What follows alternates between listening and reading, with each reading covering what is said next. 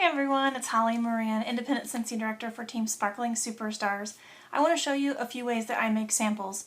It's been kind of a hot topic on my team lately, and so I decided that I would like to show you a couple of different ways that I make samples. So the first way is with the silicone molds that we get from the Scentsy family store. This is the old style with the old star, but they still work just fine.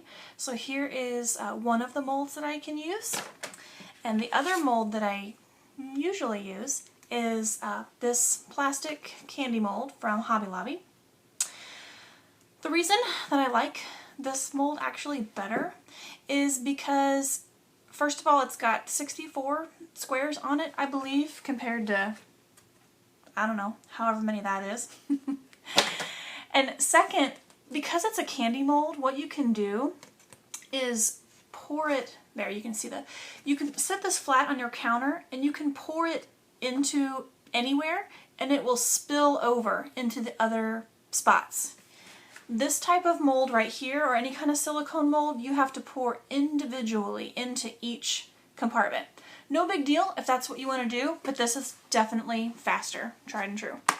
So here's how I do it. First of all, take a bar of wax. You can simply pop out the whole bar gently. Maybe. Well, I don't want to break this one. Making me eat my words here. Anyway, I don't want to break this, but you can push it out, the whole thing, and what I do is I designate one Pyrex glass pouring thingy for my wax samples. You're going to want to keep this just for your wax samples. You don't want to be baking cookies with this because yuck. So take your glass Pyrex, your bar, break it into there, break the cubes apart, put it in there. Now, some people will say, don't use the microwave. I use the microwave and I've never had any problems. Some people think that it might diminish the fragrance experience. It might be true. My samples still smell amazing. So I use the microwave. I usually do 30-second increments until this is all melted down. Other people like to use a chocolate warmer, actually, like a candy chocolate warmer, or you could even use a Velada warmer to melt it down. Of course, it's going to take a lot longer.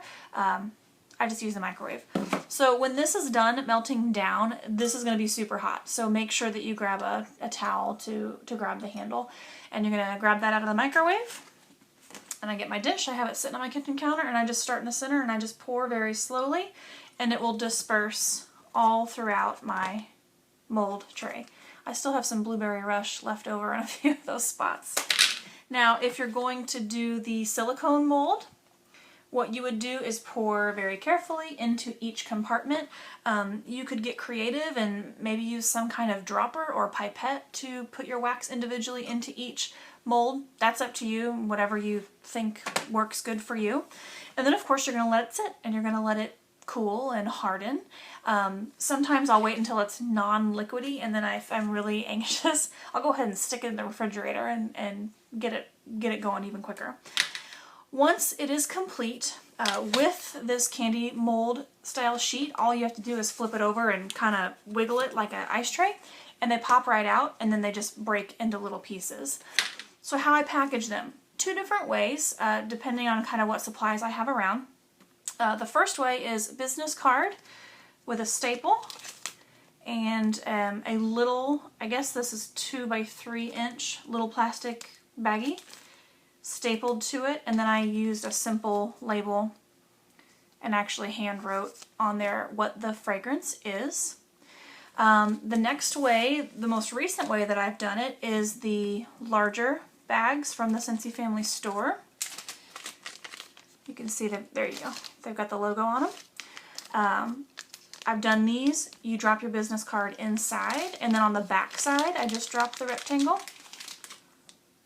I like it too because it's flat on the back, and so I put that up against the back side of the business card and it lays real nice and flat in there. And then I actually made a cute little label for that one and zip it.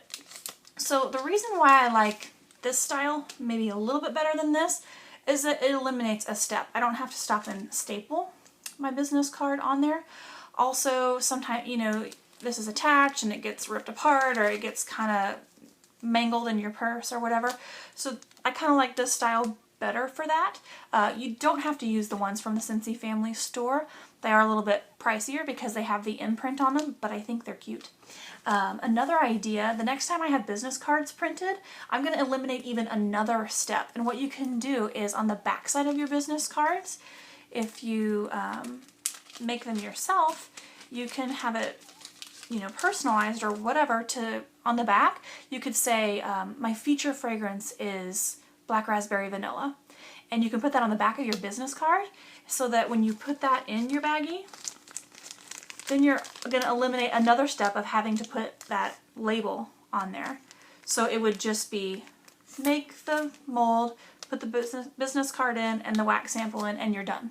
You don't have to label the fragrance, you don't have to staple. So that's eliminating 2 steps. I might do that the next time. So those are some ideas for you. Whenever you're done with your Pyrex dish, after I'm done pouring, I do take a paper towel real quick and I wipe it out because there's going to be residual wax in there. And then I try to clean it really good as I can with a paper towel. And then I always run it through the dishwasher. There's never very much wax on it anyway, but I do run it through the dishwasher just to keep it clean. But again, this is my wax melting only Pyrex pouring measure cup. So I hope that helps you, and I hope it gives you a couple different ideas of how to make Scentsy wax samples. Bye!